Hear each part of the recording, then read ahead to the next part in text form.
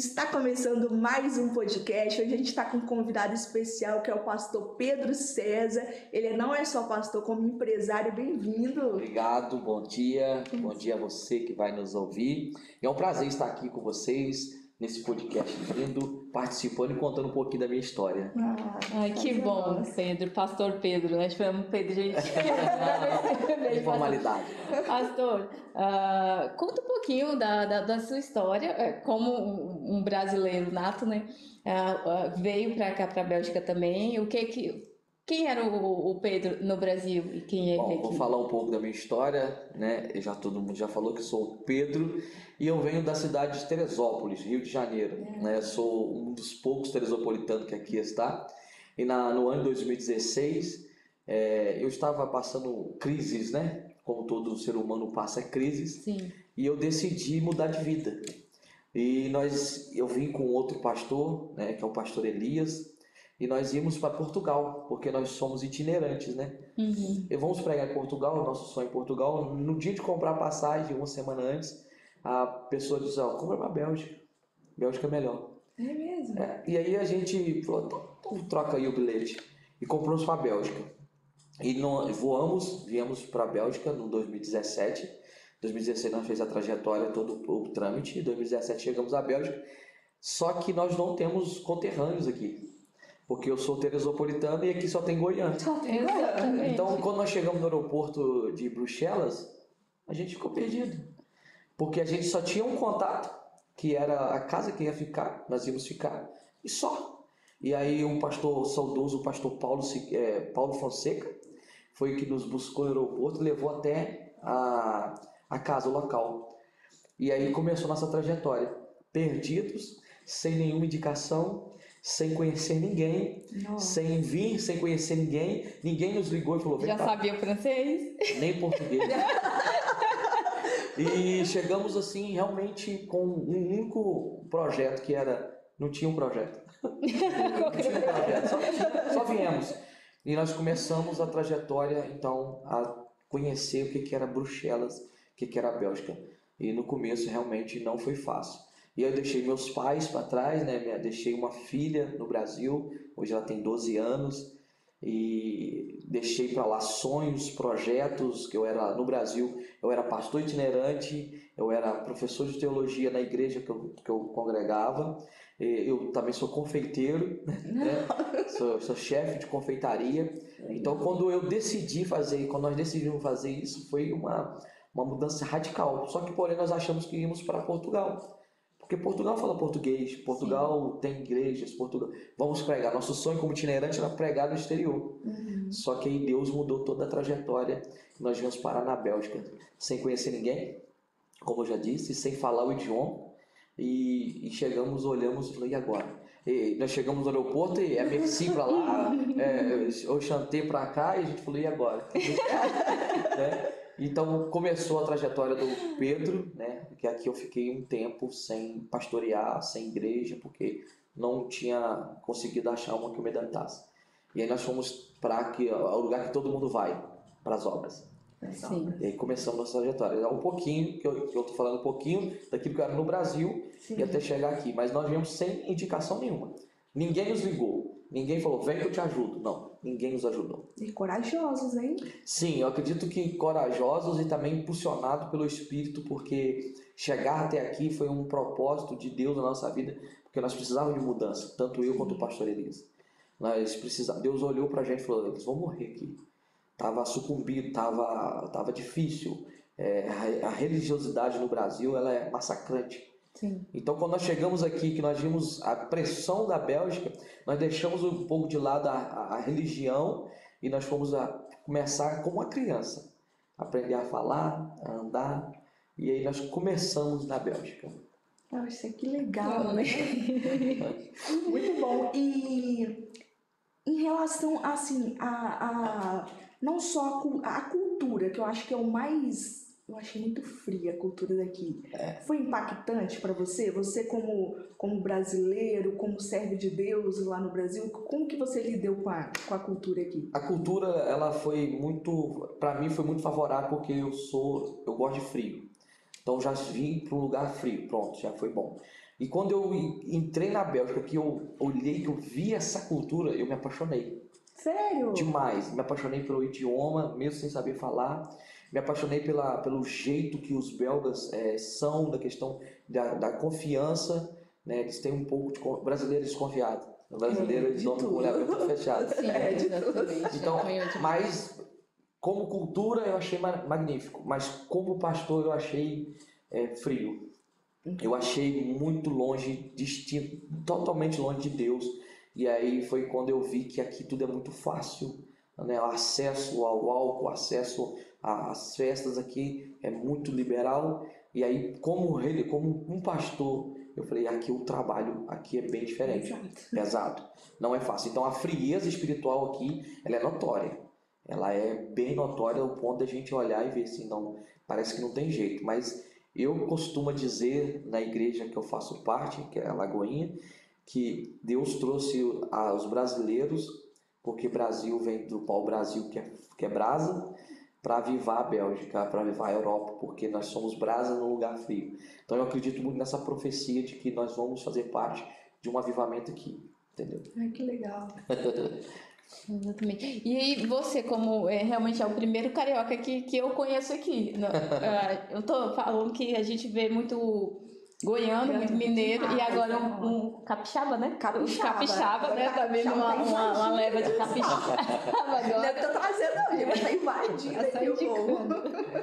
E, de fato, é o primeiro carioca que a gente conhece mesmo. E ao chegar aqui, você se sentiu sozinho também, como carioca, vamos dizer, né? Não tem ninguém do meu estado aqui, eu não tenho amigos. Bateu a bad, demais. Vamos dizer. Bateu demais, eu me senti muito só, solitário, porque os goianos falam uma língua diferente, uma cultura diferente, um linguajar diferente.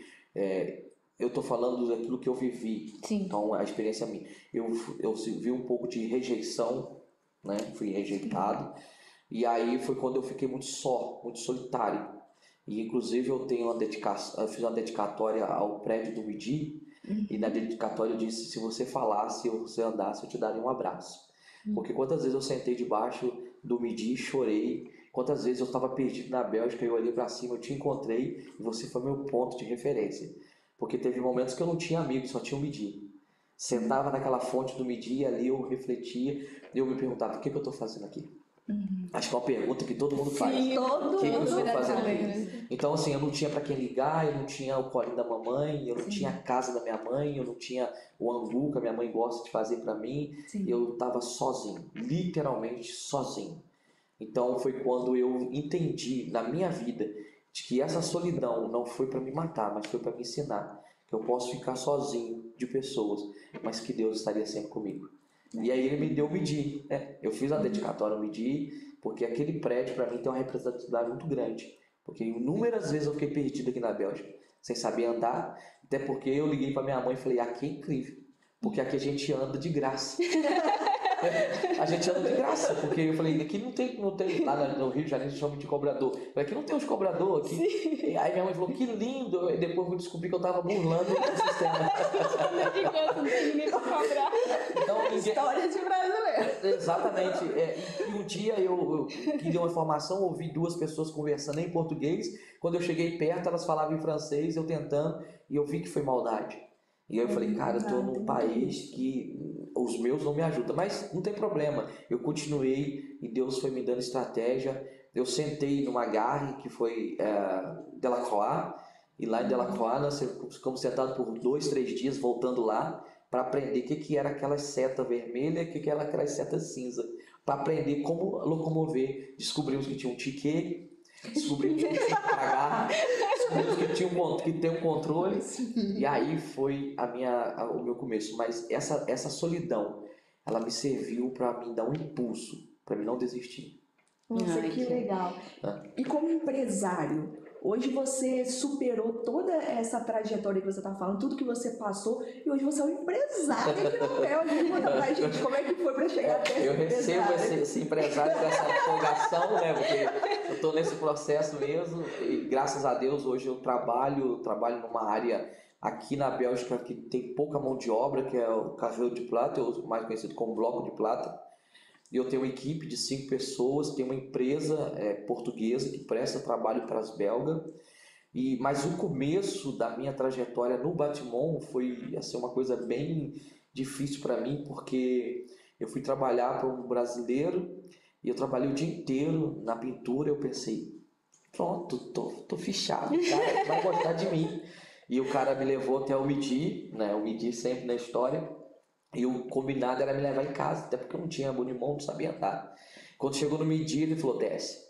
Ele falou assim, olha, é o seguinte, brasileiro, eu vou te pagar o combinado lá do Facebook, mas você não vale nem a metade. Nossa! Junta tudo que é seu e vai embora, porque essa terra não é terra para gordo, não é terra para fraco, você é lento, Sabe, o cara e abriu a porta e falou, pode ser. E me deixou no Midi. Meu Deus. E eu sentei no Midi e eu falei, agora, o que sobrou? Sobrou chorar.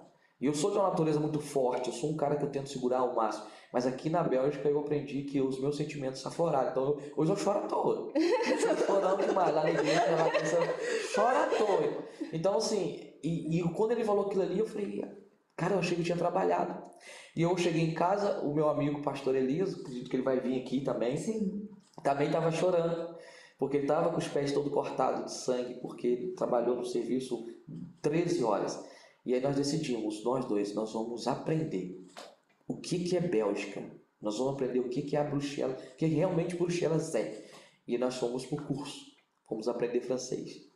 E aí eu comecei a aprender francês para aprender como andar, como falar. E eu decidi que eu ia fazer diferente, que eu ia trazer pessoas. Então eu fui para as obras, trabalhei 6 meses na Nice Brasil Boulevard do Midi, como confeiteiro. Depois fui para as obras, que ganhava mais. Conheci o bloco de plata e aprendi a trabalhar. E aí eu fui trabalhando, trouxe alguns brasileiros, ajudei alguns a chegar até aqui. E hoje, para glória de Deus, eu consigo fornecer trabalho. Porque hoje eu tenho uma empresa, tenho um nome, sou respeitado, trabalho com um cliente que já tem 2 anos. Então, assim, eu tenho algo aqui que é importante, que é o nome a zelar. Então, como empresário, eu me sinto honrado, muito honrado por Deus aqui, de estar num país que eu sou imigrante e que Deus tenha me honrado aqui nesse lugar. Pastor, e o que fez de fato você ficar aqui na Bélgica? Foi sonho ou oportunidade? Nem sonho nem oportunidade. Foi mudança de vida mesmo. Foi assim, eu nunca tive um sonho de vir na Bélgica porque isso estava longe do meu contexto. Então a gente não sonhava. E a oportunidade eu não tive quando eu cheguei aqui. Então o que me fez ficar aqui foi realmente o país, a cultura, a oportunidade pessoal. Sim. A oportunidade profissional não tive, eu tive que cavar. Mas a oportunidade de fazer uma nova história pessoal me fez ficar aqui. Por quê? Porque eu vi que eu poderia escrever uma nova história. Literalmente. Eu vi que eu poderia pegar o meu passado, jogar fora e fazer um novo. Porque aqui não importa se você está de vestido ou se você está de calça. Aqui não importa se você tem o cabelo preto ou se tem o cabelo vermelho de fogo. Não importa se você está... Não importa, ninguém liga para esse tipo de coisa, porque a gente tem uma diversidade muito grande aqui. Sim. Então, quando eu vi isso, eu vi uma oportunidade pessoal de me sarar e falar, não, eu vou fazer, eu vou acertar onde eu errei. E foi justamente o que aconteceu. E a Bélgica me deu o melhor presente do mundo, né? Que foi a minha esposa. Foi o maior presente que a Bélgica me proporcionou, foi a minha esposa hoje. Hoje você é casado, tem filhos? Hoje eu sou casado, com minha esposa atual não tenho filho, mas eu tenho netos, né? Tenho 2 netos e vai nascer mais um, porque os filhos dela se tornaram minha família. Então, Claro, então assim, eu tenho os netos, mas eu tenho uma filha linda, hoje ligou pra mim e falou, papai, virei mocinha. Que lindo! Meu diálogo com ela é bem aberto e ela ligou, ela mora no Brasil, né? O nome dela é Débora. Então, assim, por ela também eu resolvi ficar para me proporcionar para ela uma vida, um futuro, né? E aí o projeto era eu e o pastor Elias era de 1 ano. Me apaixonei e estou aqui 6 anos. Nossa, 6 anos? Fazer 6 anos agora. Você já cresceu isso tudo em 6 anos? 6 anos, assim, pretendo avançar mais, mas em 6 anos eu conheço 9 países, falo francês que eu posso me comunicar, não passo vergonha, e hoje eu consigo ajudar as pessoas. Ouvindo um pouco dessa sua história que você falou sobre, justamente dessa do patrão lá que pediu para você descer do carro e realmente te deixou lá embaixo, literalmente, desce e desce mesmo, desce mais fundo ainda. Você sentiu na pele isso. E a gente sabe que vem muitos brasileiros com sonhos pra cá e ele, tipo, acha que o Brasil tá ruim e vou pra Bélgica, vou pra Europa ganhar dinheiro e montar minha empresa no Brasil e vem com um sonho. Só que aí ele dá com a cara na porta ao chegar aqui, que esse sonho não é tão fácil de se realizar. Ou seja, ele vem, a realidade é totalmente diferente do trabalho do Brasil e tudo. E ele vem cru de tudo, certo? Imagina que você contratasse o Pedro César, que não sabia fazer nada novamente. O que você, primeiro dia de trabalho, o que você falaria para o Pedro César? Demitiria ele também? Eu falo, né? Eu tenho os Pedro César comigo, né? E eu falo o quê? Eu falo, olha, não é fácil, mas não é impossível. Vai ter dias de dores, mas vai ter dia de glória.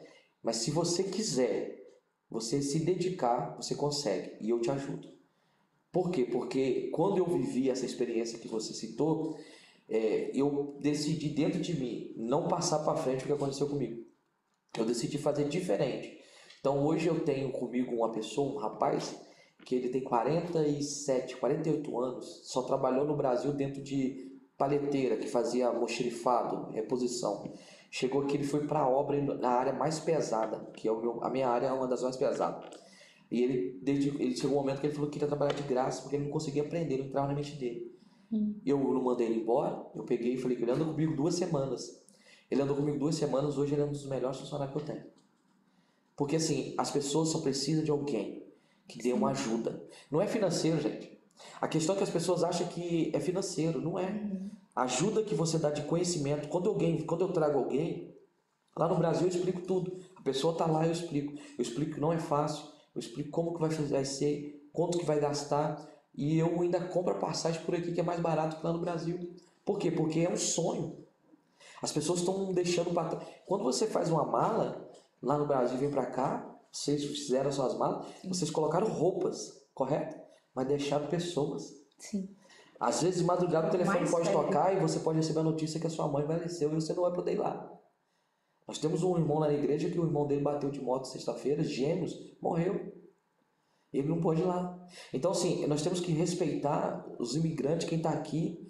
Nós temos que respeitar as histórias das pessoas e entender que se nós se ajudarmos, aqui vai ficar melhor ainda. Não é dar dinheiro, sabe? Não é você comprar as coisas. Não, é dar um conselho. Eu levo os meninos nas garras e falo assim, aqui é Abonimon. Eu faço para vocês Abonimon. Eu falo francês que eu posso fazer. Eu ensino para eles, eles têm que ticar. Eu ensino para eles como que tem que fazer. Por quê? Porque depois eles vão caminhar. E graças a Deus hoje eu não sou sozinho mais aqui de Teresópolis. Hoje tem mais uns 4 aqui em Teresópolis que veio através das minhas informações. Então, assim, as pessoas elas só precisam de um apoio. Só isso. Porque é um sonho. Sim. Envolve dinheiro, deixa para trás família. Então, quem tá a ouvir o podcast, dê uma ajuda, dê um conselho. Não vai custar nada. Verdade. Às vezes um apoiozinho, né? Exatamente. Mas às vezes, pastor, a pessoa já está tão ferida de tanto ter ajudado e ter levado rasteira de quem ajudou, que a pessoa vai se fechando e acaba que quando vem um novo brasileiro e aquela pessoa talvez, esse novo brasileiro que chegou até a pessoa é até realmente uma pessoa verdadeira e a pessoa já está tão fechada de tanto que ela apanhou ao tentar ajudar que ela se torna, vamos dizer, fria. Sim, eu entendo o que você está falando e concordo, mas a gente também tem que chegar no estado de maturidade e de entender que nem todo mundo é igual. E eu sou assim, eu dou uma oportunidade, até que me prove o contrário, aquela pessoa é a melhor pessoa do mundo. Mas isso significa que eu não estou preparado para decepção, porque eu já tive decepções aqui demais. Mas se você me perguntar, você algum dia, eu nunca falei a frase que eu não ia ajudar ninguém mais. Sabe por quê? Porque isso é da minha natureza. Só que quando a pessoa me frustra, quem me frustrou foi o João, não foi a Madalena. Então a minha história com o João termina e eu vou seguir em frente. Porque eu tenho que ter essa maturidade para entender que se eu for levar tudo como o primeiro fato, eu não casaria, eu não teria filhos, eu não teria amigos, eu não seria patrão. Por quê? Porque as histórias são tudo negativo. Sim. Então o que eu tento fazer? Eu tento separar uma coisa da outra. Mas é como você falou, realmente as pessoas estão muito ansiosas, estão muito em alerta, porque a gente escuta casos e casos de pessoas que fizeram coisas que a gente fala, não acredito. Sim, É impossível, você botou uma pessoa dentro da sua casa, a pessoa foi e roubou você dentro da sua casa. Mas a gente tem que levar isso para aquela pessoa, tratar aquela pessoa como o que ela fez e entender que ela vai embora, mas a outra que vai vir pode ser de repente a melhor amiga que você vai ter, ou pode ser também a pior de novo, mas vai embora de novo. E assim eu acho que vai ser até Jesus voltar, porque se nós não levarmos isso para o coração que tem esse dever de ajudar, nós vamos ficar frios. Por que a Europa é fria? A Europa é fria, porque ninguém se preocupa com o outro, não é verdade? Você vê alguém na tua casa pedindo uma xícara de açúcar lá no Brasil? Sal, que Né? Lá no Brasil, lá no Brasil, quando falta açúcar, você vai no vizinho. Né? Quando você acaba de limpar a sua casa, você troca de roupa, vai para casa da vizinha, bater papo, bota a cadeirinha na rua e senta aqui. Não é isso. Por quê? Porque aqui a correria é muito grande e a frieza tomou conta. Tomou conta não só da questão religiosa, em todos os parâmetros. Então, o meu conselho é, continue ajudando. Verdade, um ótimo conselho. Você E pastor, conta pra gente um pouquinho sobre a sua vida como pastor aqui, né? A gente estava falando que aqui se encontrou uma frieza muito... E eu senti... Gente, depois de 1 ano e meio, eu fui achar... Sem brincadeira, eu fui achar uma igreja com 8 meses que eu tava aqui. Entendeu? Que teve pessoas que me chamaram, ó, ali tem uma igreja, nem igreja é difícil achar, você não vê tanta igreja aqui, né? No Brasil, cada esquina, numa rua, assim, tem 5 igrejas, aqui já não é desse jeito. Então, tipo assim, mediante aos amigos, eu via muito trabalho, igreja mesmo, eu fui chamada bem distante. Então, fala pra gente como que foi sua vida, que você começou, que você achou uma igreja e como é o seu trabalho aqui como pastor. Quando eu cheguei, igual eu falei, quando eu cheguei, eu parei no ministério, estagnei ele por um tempo. Eu quis uma mudança tão radical que eu decidi não mais exercer minha função pastoral e nem meu chamado de itinerante. Então eu parei, eu fui para as obras porque eu ia ser só um profissional. Só que ainda que você desça no mais profundo dos oceanos ou vai nos mais altos das montanhas, Deus sempre vai te ver. Teu chamado não tem como você esconder. E aí passou-se os tempos, eu comecei a ir às igrejas e eu não conseguia me adaptar. Não conseguia aceitar, dentro de mim eu não conseguia aceitar aquela linha, então eu não mexo no sistema de ninguém, se não dá para mim eu saio. E assim foi, e eu vivi uns longo 1 ano de sem igreja, desigrejado, mas nunca perdi o temor, então nunca me considerei um desviado, mas me considerei só uma pessoa que não tinha uma igreja, porque eu nunca perdi o temor, nunca perdi o respeito por Deus. E aí foi quando a minha história virou uma chave, né? Conheci a minha esposa e aí nós começamos uma vida de casal e eu sabia que eu precisava me congregar em algum lugar. Minha esposa veio de uma outra denominação, de uma outra religião, né? E eu preguei para ela durante muito tempo. Então foi minha primeira ovelha aqui na Bélgica, minha esposa. Legal. Ela era católica e eu evangélico. E eu preguei, expliquei muitas coisas, muitos fatos, muitos pontos. E a vida tava ótima, a vida tava linda. E aí os filhos grandes, todo mundo crescido. Em 2018 para 2019, nós ficamos só nós dois aqui na Bélgica, os meninos tudo grande dela e tal. E quando foi no final do ano, 2018 para 2019, nós estávamos sentados numa mesa. Olha como que Deus faz. O telefone tocou e ela recebeu a notícia que nosso filho, meu enteado, perdeu os 2 rins lá no Brasil. E aí começou uma trajetória. O dinheiro que nós juntamos, nós perdemos, porque gastamos tudo.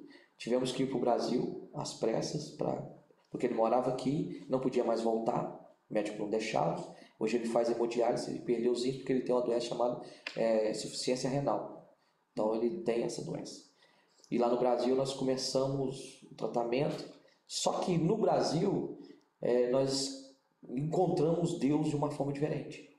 Foi quando nós realmente casamos o papel e ela se batizou nas águas. E após 7 meses eu retornei à Bélgica. Falei, eu tenho que voltar porque na Bélgica eu sou importante. Quando eu cheguei na Bélgica e logo em seguida eu comecei a trabalhar, depois de uns 7 meses eu trouxe ela e nós falamos, nós vamos decidir, nós vamos gastar uma igreja. Porque agora nós estamos alinhados, como se diz, né? Sim. E nós começamos, fomos em 1, fomos em 2, fomos em 3, nada. E um dia eu fui na Lagoinha, na Igreja Batista Lagoinha. E a minha esposa, ela é uma pessoa que você não conhece, ela conhece, ela é uma pessoa muito inteligente. E ela ia nas igrejas e às vezes ela falava assim, não gostei, não gostei. E o dia que eu fui na Lagoinha, que nós passamos do culto, eu só chorei, irmãos. Só que quando eu saí, eu não perguntei para ela a pergunta que eu fazia. Que eu fazia assim, eu perguntei, você gostou? Eu fiquei calado, porque eu falei, não, ela não vai falar nada. Andamos uns 5 quilômetros, ela falou, você não vai perguntar nada não? Eu falei, não, ela falou assim, eu gostei da igreja. Eu falei, então, glória a Deus. E aí nós ficamos na Lagoinha. Ali o meu ministério foi ativado. E ali eu voltei a ser pastor. E hoje, respondendo a sua pergunta, como pastor, eu vejo que é um desafio muito grande. Mas eu amo fazer a obra aqui na Bélgica. Por quê? Porque meu telefone toca todos os dias, inúmeras pessoas me procurando, porque estão querendo se matar, estão tristes, estão passando necessidade de comida, estão sem uma veste, estão sem um sapato. E aí, quando me colocam, mando meu número para lá e eu falo, eu estou exercendo o meu pastoreio.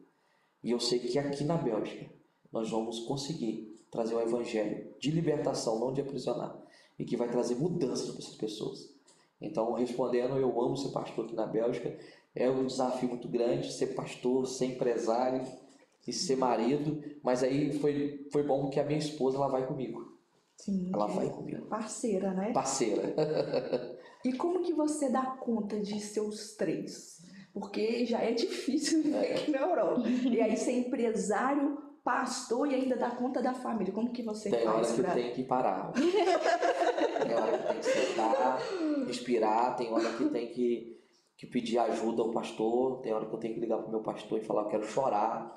E tem hora que eu chamo minha esposa e falo, eu quero orar.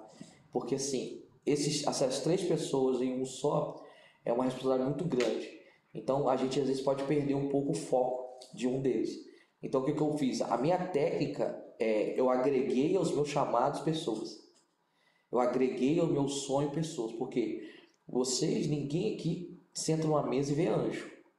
Somos pessoas. Sim. Então nós temos um texto maldito, né? Um texto mal interpretado que diz que é maldito o homem que confia no homem. O texto não é assim. O texto é maldito do homem que confia no homem, que confia nele para fazer aquilo que só Deus pode fazer.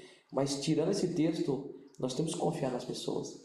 Então eu confio na minha esposa, ela me ajuda como pastor, ela é a secretária do meu ministério de itinerância, ela me ajuda como patrão, ela me ajuda como homem e me ajuda na igreja. Aí fica leve, eu não fico pesado para mim. A igreja a semana toda tem coisas da igreja. É célula, é GC, é culto, mas se torna leve. Porque eu tenho pessoas que estão comigo debaixo dessa cruz, né? Vamos dizer assim. E tratamento? Tratamento assim com as pessoas, você faz? Por exemplo, eu vejo que aqui tem muita depressão. Tem. É um nível de depressão enorme assim nas pessoas. Tem. Então, assim, como que você faz para ajudar essas pessoas? O que você faz? A gente, assim, eu no Brasil, eu fiz uns cursos, né? Eu fiz uma faculdade teológica. Tivemos um pouco de introdução à psicologia nessa faculdade. E eu me apaixonei pelo cérebro, né? Então eu gosto muito. E hoje, quando tem alguém que está em depressão, a gente tem algumas técnicas, que é a musicoterapia, né? Que é muito bom. E graças a Deus passou uma pessoa aqui, né? Quero até mandar um abraço para ela, Giz. Ela é minha parceira. Ela é minha parceira. Então, assim, eu jogo para ela a parte espiritual, eu cuido.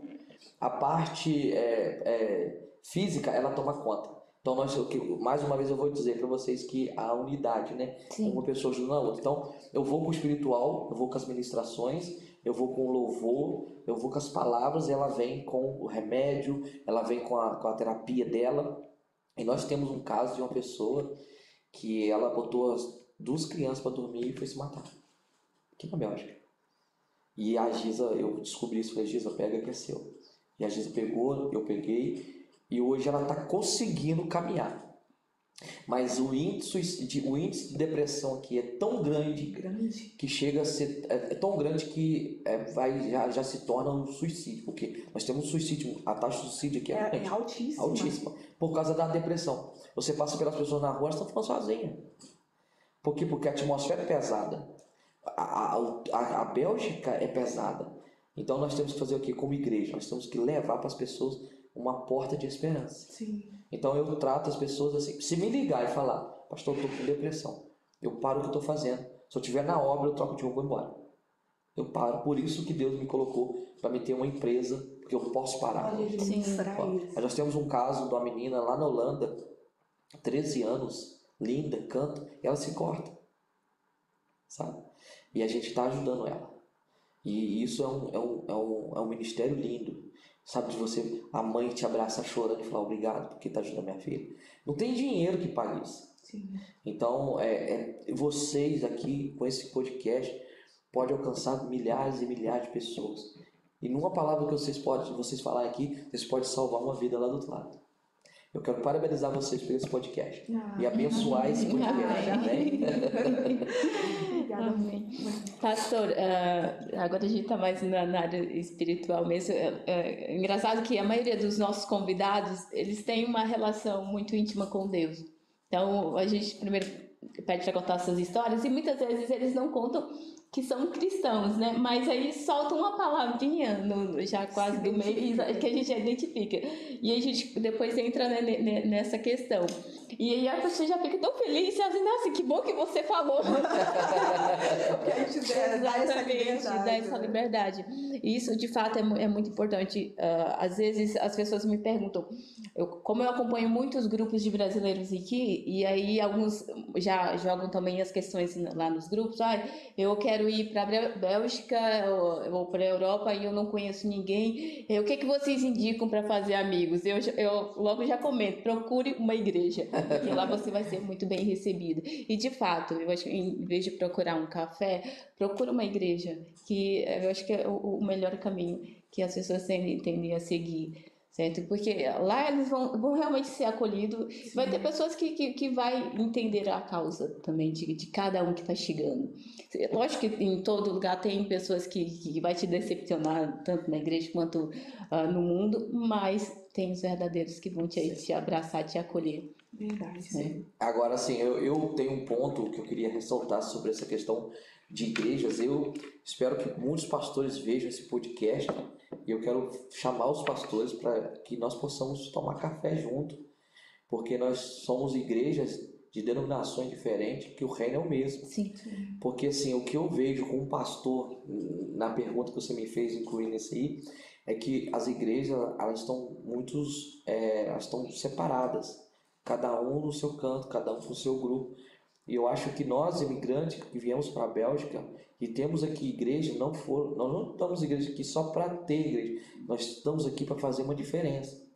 Então, eu gostaria muito que os pastores se unissem mais, que fossem mais amigos, porque eu tenho um caso que de repente eu não consigo resolver, mas que o outro pastor consiga. Sim, está mais perto. Né? Tá mais perto, às vezes o pastor tem um contato. Então, assim, nós precisamos quebrar essa barreira de denominações e entender que somos um reino. Sim. Uhum. Porque eu não sirvo uma placa, eu tenho uma placa, mas eu não sirvo a ela, eu sirvo o reino. Sim. E o dia que a Lagoinha não estiver mais encaixado na proposta que a Bíblia me faz de reino, com certeza eu não estarei mais lá. Sim. Então eu estou lá por quê? Porque ali eu vejo que tem uma proposta de reino sendo pregada. Então tem pessoas que estão dentro de casa agora que só queria um abraço, sabe? E aí a gente tá uma igreja ali, outra aqui. Então eu queria aproveitar o desfecho dessa audiência, desse podcast, e falar com as igrejas, vamos se unir. Sim. Eu vi um vídeo, meu marido até estava me mostrando, um vídeo interessante de um rapaz, ele gravou até aqui na Bélgica mesmo. Ele escreveu uma placa dizendo assim, você gostaria de um abraço? E ficou parado, né, num centro. Cara, as pessoas estavam indo abraçar ele, começando a chorar. Então, tipo assim, aí o Berg falou, olha isso, olha a carência que tá o povo. Porque, na verdade, não era quem tava com a placa que queria precisar do abraço, é quem abraçou. Sim. E aí eu fiquei, gente, você vê tamanha carência, né? O quanto é importante a gente realmente tá ajudando as pessoas, tá lembrando as pessoas, tá dando um abraço, tá perguntando como é que tá. Às vezes tá de longe, tá na correria, mas pergunta, né, como que foi o dia. É realmente muito importante, porque as pessoas estão demais, Estão precisando demais, inclusive a classe jovem. Os jovens, eles estão gritando socorro, porém estão rindo, brincando, pulando, mas estão gritando socorro. Então, se a gente tiver essa sensibilidade como igreja, como ser humano, e ver a dor do próximo, nós vamos conseguir trazer grandes resultados. E eu quero dizer, quando você cuida das pessoas, é incrível, Deus cuida de você. Quando você faz aquilo que Deus deixou para fazer, você não precisa mais se preocupar com a tua casa, porque a tua casa é blindada. Sabe? E quando a gente estiver preocupado só com a gente faz uma cúpula, porque o importante quando eu vim para cá era o euro. Eu queria ganhar euro. Todo mundo queria ganhar euro. Todo mundo. Né? Todo mundo desesperado. Quando eu cheguei aqui, o euro era o top, era um pilar da minha vida. E eu investi os pilares. E hoje eu entendo que o euro, ele é só um euro, não é o pilar da minha vida. Então, quando eu entendo que o pilar tem que ser sempre Deus, e que eu vou fazer aquilo que Ele mandou fazer, Ele cuida de mim, não falta o euro, não falta a luz, não falta a comida, e nós vamos viver na vida. Olha que legal. Pastor, mais uma pergunta antes da gente encerrar.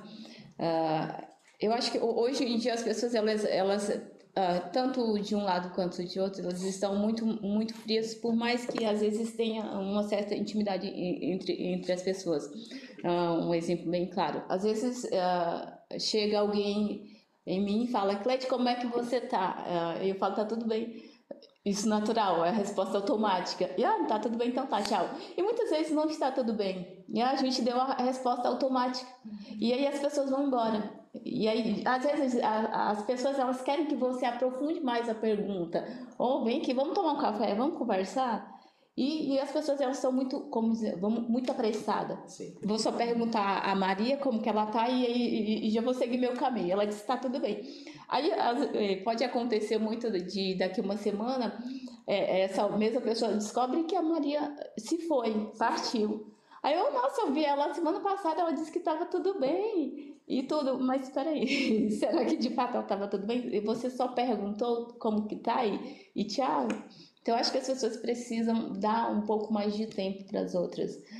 Tipo, tá tudo bem mesmo? Vamos sentar, vamos ali numa panificadora, vamos tomar um café. E aí realmente ter uma conversa. E as pessoas ultimamente elas estão muito frias. Muito superficial. Isso não é também só daqui da Europa. No Brasil isso acontece muito. A correria, sei lá, eu tô com pressa, depois a gente conversa, deixa para outro dia. Porque assim, se torna uma coisa robótica, tanto quem pergunta quanto responde. Exato. A questão, eu como pastor e como a experiência que eu tenho, é de você focar nos olhos. Porque os olhos é a janela da alma. A boca fala, mas os olhos falam mais do que a boca. Então quando eu chego para perguntar a alguém como que ela está, eu já tenho dentro de mim que eu estou indo perguntar algo que eu vou fazer parte. Então quando você for perguntar algo para alguém como ela está, cuidado. Porque você está entrando numa situação, se você pergunta, então você está sendo escolhido para ajudar. Então quando eu te pergunto, Cleide, está tudo bem? Eu já sei que dependendo da sua resposta, eu vou ser incluído na tua história. Sim. Agora, essa questão robótica de perguntar e de ir embora, isso está trazendo muita frieza, porque eu faço um robô, você é um robô de responder que está tudo bem, eu sou um robô de perguntar. Mas quando vai, igual você falou, quando nós vamos para a mesa, quando nós vamos para um café, quando nós comemos um croissant, de repente a pessoa desaba ali. Sim. E de repente você que está aí, que vai nos ouvir, que está precisando de ajuda, nós estamos à disposição para ajudar. Porque esse podcast foi criado com vários intuitos, inclusive de ajudar as pessoas. Então, nós estamos diante de uma situação hoje espiritual tão machucada, tem pessoas que estão tão feridas que já se convenceram que é melhor o fim. Tem mulheres que estão tão perdidas, que estão desistindo de viver. Tem casamentos que estão acabando. É só uma conversa, sabe? Então eu entendo que o chamado que Deus tem para nós é de ajudar pessoas. É uma coisa que vai expandir tanto que nós vamos ter fila de pessoas, porque todo mundo tem uma ferida a se tratar. Todo mundo. E procura uma igreja Não é só Lagoinha. De fato. Deixa um recadinho para os jovens, que eu sei que você faz um trabalho forte para os jovens, que já fala de Slurn, inclusive, falou, né? Exatamente. Falou de você. Então, deixa um recado para os jovens para finalizar. Sim, eu quero dizer para você que muitos estão dizendo que a geração dos jovens é a geração Nutella, mas eu não acredito nessa palavra. Eu acredito na palavra que a geração que eu estou vivendo é a geração escolhida, é a geração eleita. Então você que está passando dificuldade, que está com dificuldade com o diálogo, que está passando por um momento difícil, nos procure. Eu quero dizer e profetizar sobre a sua vida, que Deus tem uma história marcante com você para marcar outras histórias.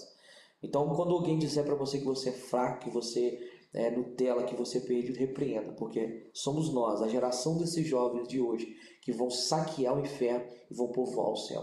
Vem um avivamento por aí. E eu sei que os jovens que vão ver vão fazer parte dele. John Wesley escreveu a história dele. Spurgeon escreveu a história dele. Agora chegou a vez de você escrever a sua história, fazer parte desse avivamento. É isso que eu deixo para você. Obrigada, pastor Pedro. Foi maravilhosa a nossa entrevista. Tenho certeza que o pessoal de casa vai amar. Sim. Muito obrigada e seja muito bem-vindo. Eu que agradeço. Chamar outras vezes. Eu agradeço pela oportunidade de estar aqui expondo um pouco da minha trajetória. E eu tenho certeza que vão passar grandes homens e mulheres aqui também que vão falar. E esse podcast vão ter testemunhos de pessoas que foram edificadas.